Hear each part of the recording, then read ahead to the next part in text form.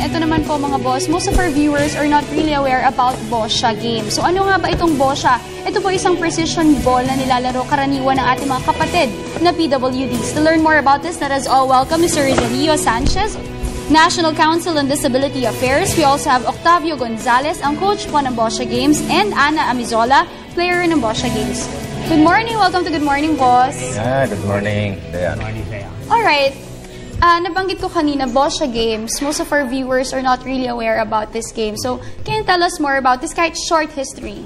Well, actually, ang Boccia Games ay dinevelop para sa mga mayroong cerebral palsy, para sila ay makalaro. So, even yung severe na mayroong cerebral palsy makakalaro, ang dinevelop ito para mabigyan sila ng pagkakataon pakita ang kanilang galing. So, paano nilalaro itong Boccia? Meron po tayong tatlong klaseng bola. Itong kulay puti, ito ang tinatawag nating jackball. Tapos itong asul at saka pula, ito ang ibinibigay sa mga player, sa magkatunggaling player. Ang sistema po nito, ihahagis muna itong puti, tapos palapitan lang sila dito sa puting bola.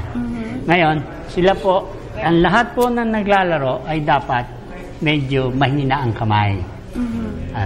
Tapos meron po tayong tatlong categories, yung iba gumagamit na rampa, yung iba talagang severe.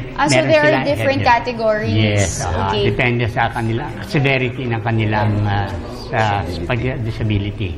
Alright, so nakikita natin sa screen natin, yan yung anong category po yun? Yan ang BC2. BC2, sila yung weak ang throwing hands nila at saka hindi sila makatayo, hindi makalakad. Sige, isa-isahin po natin yung categories. BC1? Ang BC1 po, ito ay merong rampang ginagamit.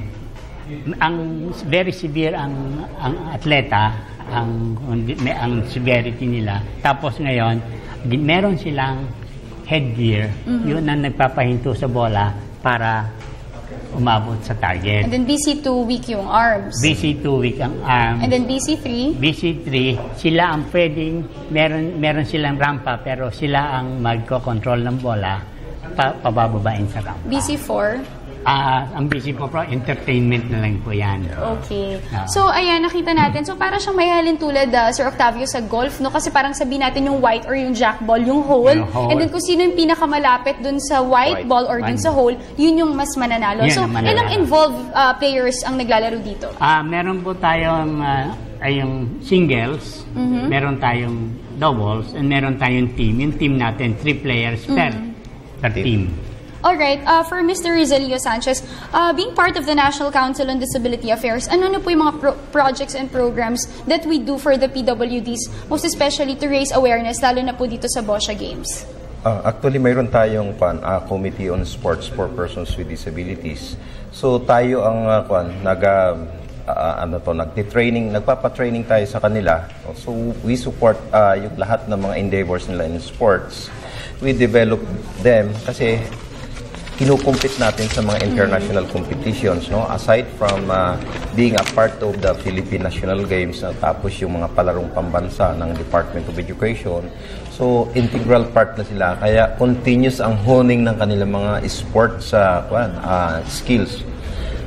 Makikita natin, itong mga persons with disabilities, pag kinumpit mo sa mga international competitions, nananalo sila ng mga medals, no?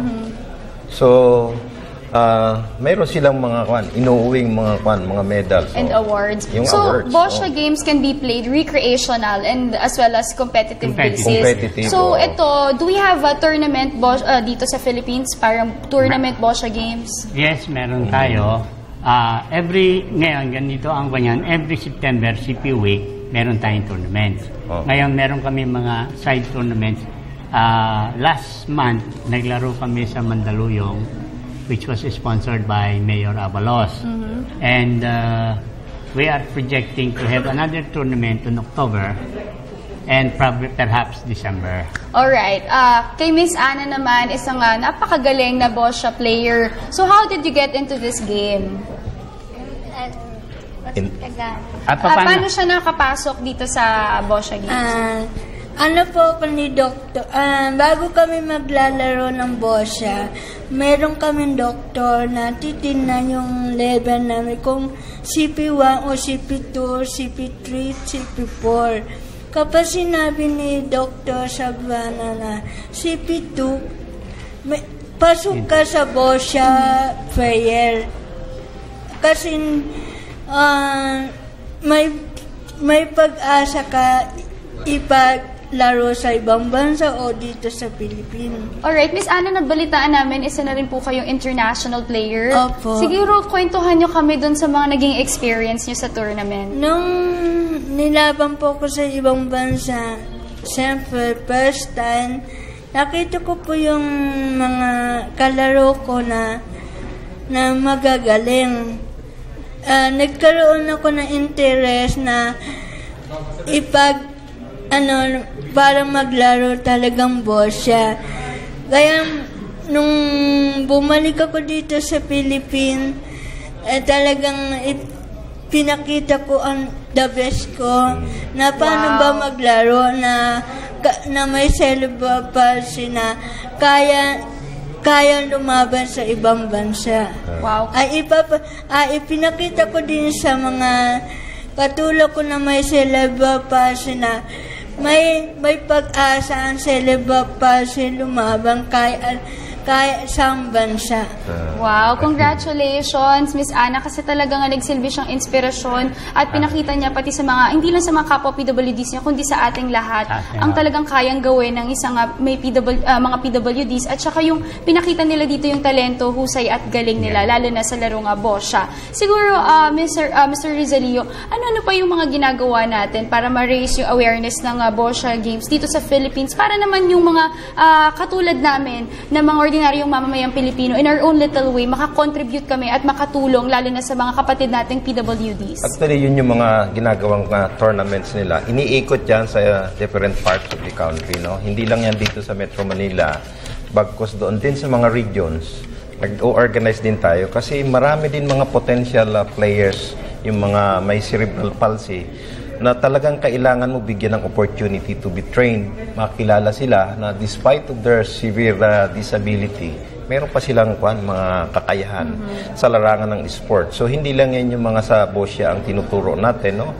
Meron sa mga athletics, tapos yung mga indoor games, yung mga chess for the blind. Marami yan. Nananalo yung mga yan ng mga gold medal sa international competitions. No? And then, siyempre, nagiging na rin nila yan, source of income. Pag halimbawa, nananalo sila, nabibigyan ng government ng mga incentives. So, ayan, tulad din ng mga able-bodied ng mga athletes. No? Mayroon silang mga angking talino na untap, hindi nalalaman ng ating mga ng publiko na ito pala mga grupo ng mga taong may cerebral palsy. Meron pa silang mga residual capacity, no? Alright. Again, ang dami nating natutunan ngayong umaga at naging aware ang ating mga boss patungkol sa isang laro na tinatawag na Boscia Games. Again, thank you so much for joining us this morning. Maraming salamat sa patuloy niyong paggawa ng mga programa at proyekto kung saan ito po'y nakakatulong sa ating mga kapatid na PWDs, kung saan isa po itong venue para may pakita ang kanilang husay at galing at magsilbing inspirasyon sa lahat. So again, congratulations at mabuhay po kayo. Thank you so much for joining us this morning. That was Mr. Rizalillo Sanchez, National Council on Disability Affairs, Octavio Gonzalez, coach ng Boscia Games, and Ana Amizola, player ng Boscia Games. Maraming salamat.